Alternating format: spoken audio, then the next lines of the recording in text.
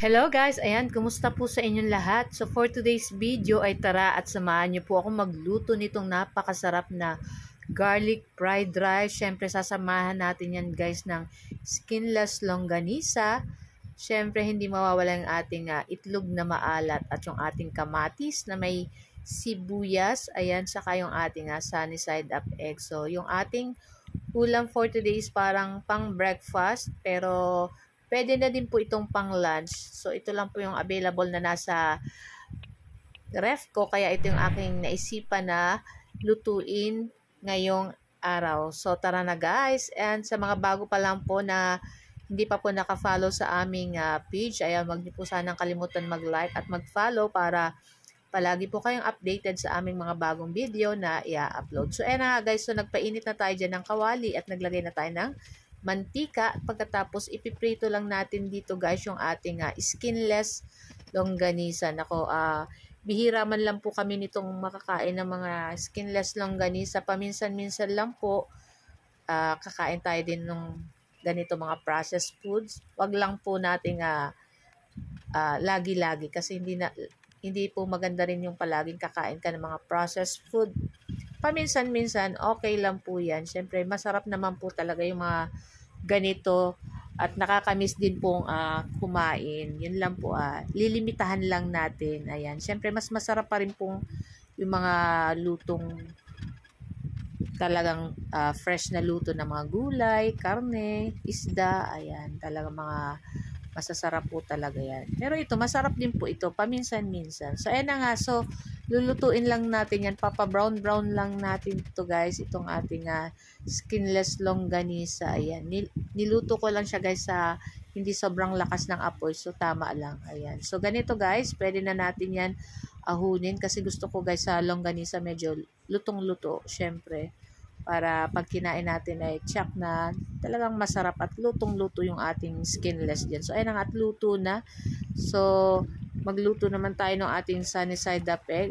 Hindi ko na hinugasan guys yung ating kawali dyan kasi sayang naman yung mantika. Ayan. So, after nyan, naglagay na ako sa panibagong kawali ng mantika na konti at naglagay na ako ng bawang. Ayan. Ang bango-bango na nito guys. So, bagay na bagay yung ating ulam today dito sa ating garlic fried rice. So, naglagay rin po pala ako dyan ng butter sa ating fried rice para talagang napakasarap nitong ating garlic fried rice. So, maglalagay din po pala ako dyan ng liquid seasoning. Naglagay rin po ako ng konting asin dyan. Talagang para malasang malasa yung ating nilulutong garlic fried rice. So, kayo po ba guys, ano po ang lunch nyo today? Ayan. Ayan, happy Friday everyone. Sabado, Linggo naman kaya talagang masaya naman. Wala naman pasok pero kami po, ang trabaho namin kahit Sabado or Linggo, may work po si Ma'am Shik. Katulad mamaya, may tugtugan po uli kami. So, ayan na nga, luto na yung ating fried rice. I-transfer na natin yan sa ating mangkok.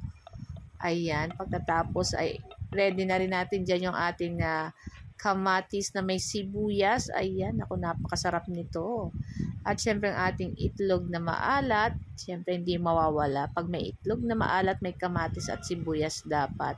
So, ayan na din yung ating skinless longganisa, yung ating garlic fried rice. Nako, napakasarap ng ganitong pagkain, syempre. Kaya tuwan-tuwa na naman ang aking anak na kambal. So guys, tara na po at samahan nyo na po kaming kumain itong aming lunch. Ayan, ito lang po ang aming video today at sana po ay nag-enjoy kayo. Huwag niyo po sanang kalimutan mag-like, mag-comment at syempre pa-share na rin po ng ating mga video. Ayan, and maraming salamat po pala sa 9.3k followers na ng Ma'am Shi and Three Sons. Maraming salamat po sa inyong lahat. God bless you all. Lalo na po sa mga nagko-comment, nagre-react, nag-share ng aking mga video. Thank you so much everyone. Ayan. So tara na guys at kumuha na rin po kayo ng inyong plato at samahan nyo na rin po kaming kumain itong aming niluto ngayong para sa aming tanghalian. Naku, napakasarap nito guys. So guys, ito lang po ang aming video today. Ayan, maraming salamat at talagang bago ko maubos itong aking pagkain ay thank you so much. Ayan. Sa mga mamamasyal po, ayan, at medyo maulan po ngayon at may paparating na bagyo, ayan, ingat-ingat po tayong lahat. Thank you! See you next video. Ciao! Babu!